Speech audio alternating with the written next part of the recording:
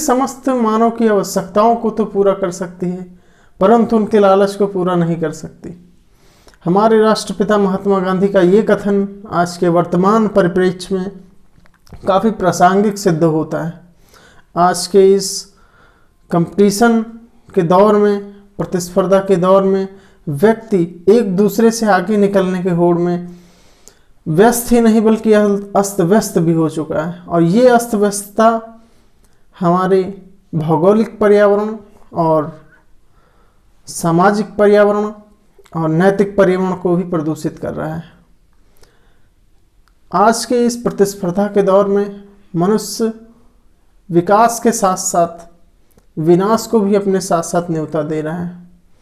अतः यह निवेदन है कि वो व्यक्ति, समस्त व्यक्ति जो इस पृथ्वी पर है और ये पृथ्वी जो उसका पालन पोषण कर रही है, हर व्यक्ति का ये दायित्व है कि उसकी रक्षा करे, उसकी सुरक्षा करे। अतः निवेदन है कि व्यस्त न रहें बल्कि अस्त व्यस्त न रहें बल्कि व्यस्त रहें। तो इसी के साथ मैं प्रवीण मिश्रा आपका अपने YouTube channel knowledge with Praveen में स्वागत करता हूँ। तो जैसा कि बेसिक ज्योग्राफी की सीरीज चल रही थी, जिसमें एस्ट्रोनॉमी की सीरीज चल रही थी, और एस्ट्रोनॉमी में यूनिवर्स का ओरिजिन, सोलर सिस्टम का ओरिजिन और फिर सन के बारे में, फिर आज का टॉपिक है हमारी प्यारी पृथ्वी, दी अर्थ। तो ये जो वर्तमान पृथ्वी है, जो वर्तमान अर्थ है, ये अरबों सालों की खगोलीय घटनाओं का परिणाम है। जो आज हम पृथ्वी देख रहे हैं ये अरबों साल पहले नहीं था। जैसा कि हम बता चुके हैं कि हमारा solar system big bang theory के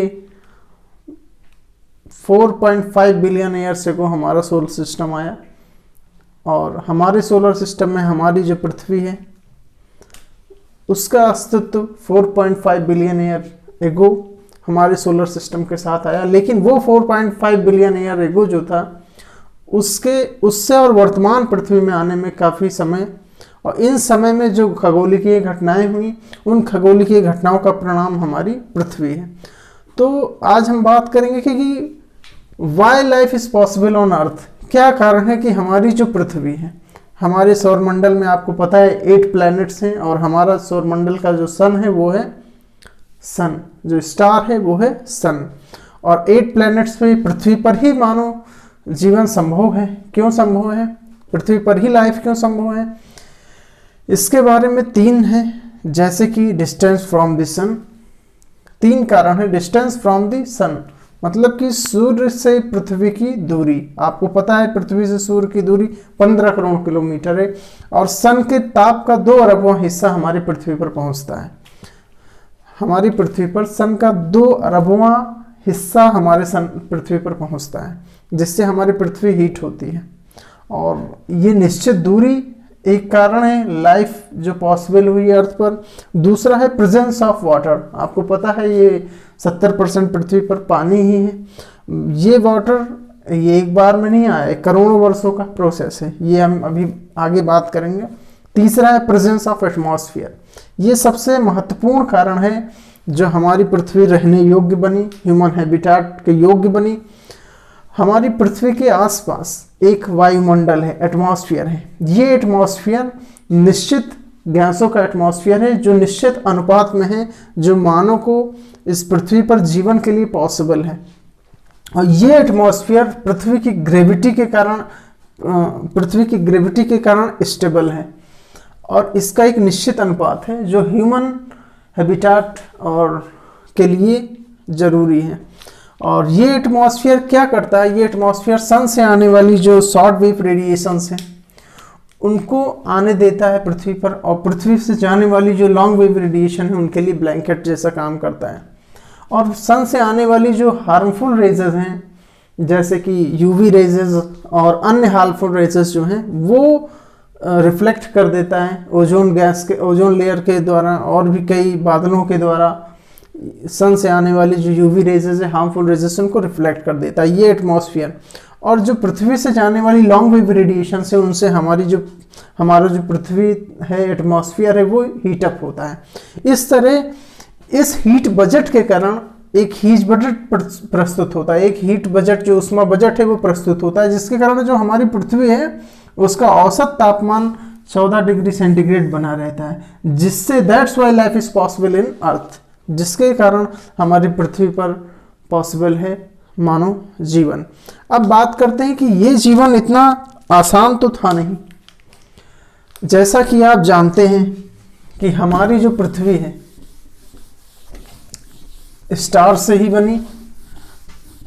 जो टाइडल थ्योरी थी चैम्बरलिन की, अगर हम उससे माने तो जो हमारी जो पृथ्वी है उसका अस्तित्व किससे हुआ? उसका अस्तित्व हुआ स्टार से।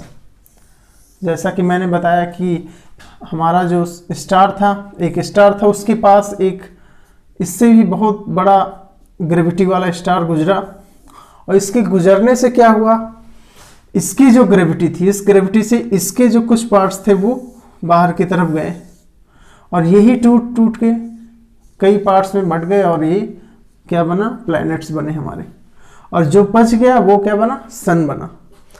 ये है टाइडल थ्योरी जो मान्यता में है। और एक था कि जो एटमॉस्फेयर था पहले बिलियंस ईयर एगो पहले, वो कैसा था? एक कॉस्मिक डस्ट और हाइड्रोजन हीलियम के डस्ट का था, जो कंडेंस हुआ, कंडेंस होकर इनकी एक अपनी ग्रेविटी थी, इनकी स्पीड बढ़ी। स्पीड से क्या हुआ कि इनके अंदर अभिकेंद्रीय और अपकेंद्रीय बल कार्य करने लगा, जिससे अपकेंद्रीय बल से क्या हुआ, इसके कुछ पार्टिकल्स बाहर की तरफ मूव हुए, जिनसे प्लैनेट्स बने। ये दो थ्योरीज हैं प्लैनेट सौर मंडल के उत्पत्ति के।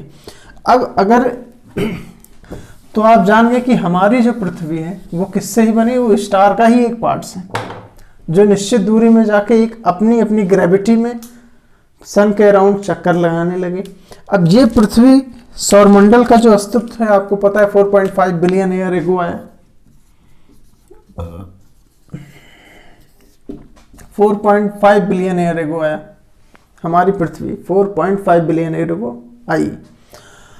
और प्रारंभ में तो हमारी पृथ्वी ऐसी थी नहीं। प्रारंभ में हमारी पृथ्वी कैसी थी? एक तपते हुए आग का गोला, हॉट प्लैनेट।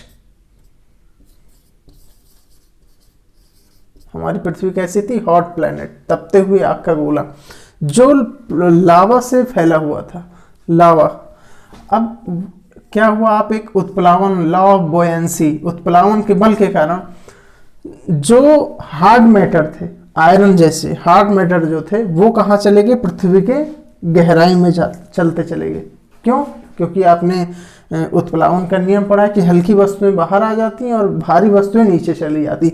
यही कारण है कि आज हमारी पृथ्वी के जो कोर में आयरन जैसे एलिमेंट्स पाए जाते हैं, ठोस एलिमेंट्स, और ऊपर हल्के एलिमेंट्स, सिलिका जैसे एलिमेंट्स पाए जाते हैं। यही कारण है।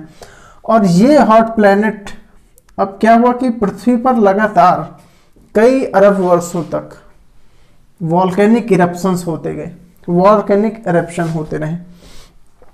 और ये वॉल्केनिक इरप्शन कैसे रहे? कई अरबों साल तक ये वॉल्केनिक इरप्शन चलते रहे। और इन वॉल्केनिक इरप्शन से एटमॉस्फेयर में वाटर वेपर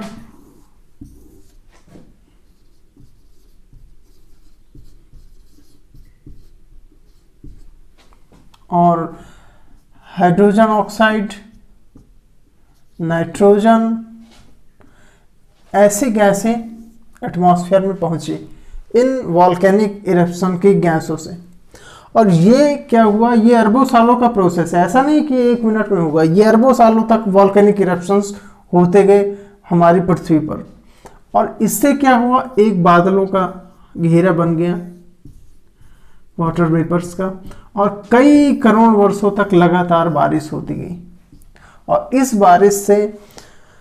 बारिश से लाइटनिंग से क्या हुआ? जो वॉल्केनिक गड्ढे थे और जो उल्कापात जो हमारे खगोल से क्या हुआ, खगोल की दूरी से क्या हुआ, लगातार जो है यूनिवर्स में लगातार ब्रह्मांड से उल्कापात भी होते गए, उनके गड्ढे भी बनते गए। अभी भी उल्कापात होते रहते हैं जिनके प्रमाण मिलते ही रहते हैं।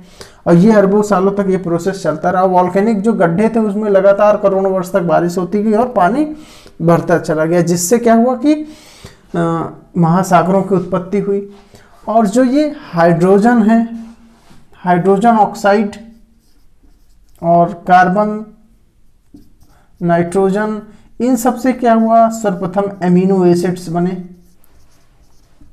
और जानते हैं कि मानव की उत्पत्ति की इकाई का सबसे प्रसिद्ध, सबसे पहला भाग क्या है, एमिनो एसिड। और इन एमिनो एसिड से क्या हुए, जो ओशियंस थे उनमें ब्लू ग्रीन एल्गी की उत्पत्ति हुई।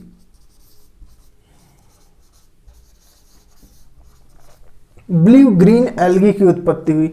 और ये ब्लू ग्रीन एल्गी और H2O से क्या हुआ, O2 ऑक्सीजन एटमॉस्फेयर में रिलीज हुआ और फोटोसिंथेसिस की क्रिया इन ब्लू ग्रीन एल्गी से होती गई। और हमारा जो पर्यावरण था, हमारा जो एटमॉस्फेयर था, वो ऑक्सीजन से भर गया, जिससे धीरे धीरे ब्लू ग्रीन एल्गी से प्रोटोजोआ, प्रोटोजोआ से फिर बिना रीढ़ की हड्डी वाले जंतु महासागरों में आए। और उसके बाद धीरे धीरे जो लाइफ है वो पृथ्वी और फिर आसमान तक पहुंच गई। ये एक प्रोसेस था हमारी पृथ्वी का। ये एक झटके का प्रोसेस नहीं है, ये अरबों वर्षों के खगोल की घटनाएं हैं जिनसे हमारी आज वर्तमान पृथ्वी अस्तित्व में आई है तत्व का।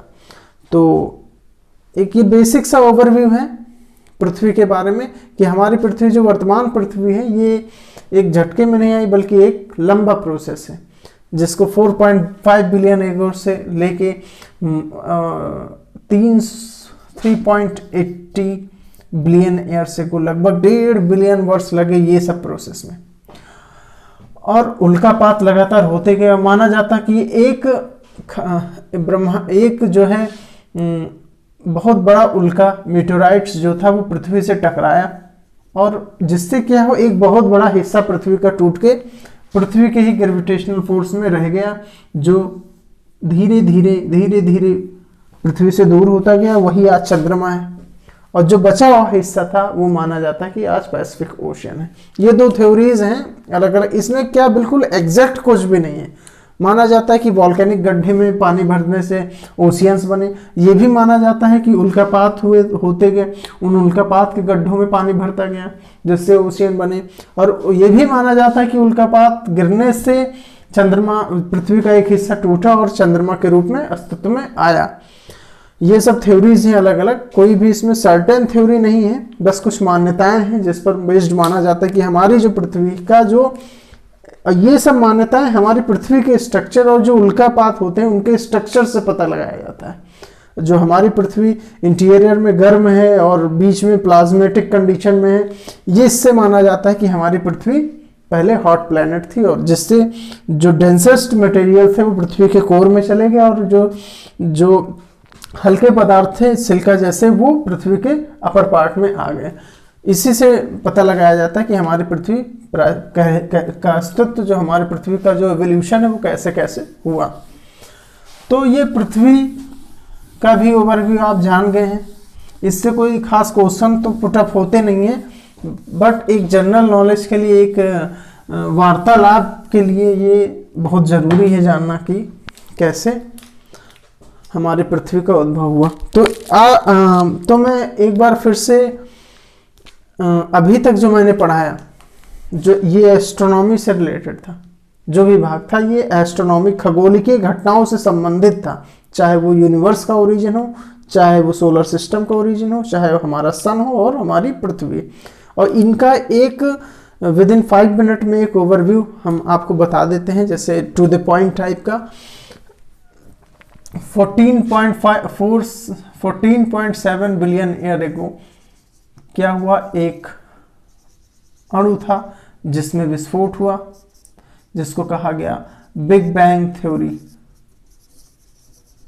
जिसे चार्ल्स लेमेत्रे ने दिया, बेल्जियम के जो फिजिसिस्ट थे। इससे क्या हुआ, सर्वप्रथम कुछ फंडामेंटल पार्टिकल्स बने, उन फंडामेंटल पार्टिकल से एटम्स बने, जो हाइड्रोजन हीलियम के नाभिक बने और 2 हाइड्रोजन मिलके हीलियम के नाभिक बने, जिससे न्यूक्लियर फ्यूजन की क्रियाएं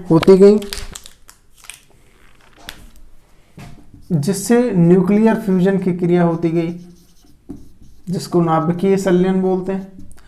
और इस नाभिकीय संलयन की क्रिया से क्या हुआ, कॉस्मिक डस्ट जो थे, और कॉस्मिक डस्ट थे वो क्लस्टर में बदले, जिसको नेबुला बोला गया। और ये नेबुला, इन नेबुला से स्टार्स की उत्पत्ति हुई, और कई स्टार्स जो थे वो क्लस्टर होके गैलेक्सी में बदले, जिसमें हमारी जो गैलेक्सी है उसका नाम है मिल्की वे। और मिल्की वे गैलेक्सी में जो हमारा सन है, हमारा जो स्टार है उसका नाम है सन। और जो हमारा सन है और जो हमारा सोलर सिस्टम है उसकी उत्पत्ति 4.5 बिलियन ईयर से हुई। ये है हमारा स्टार, और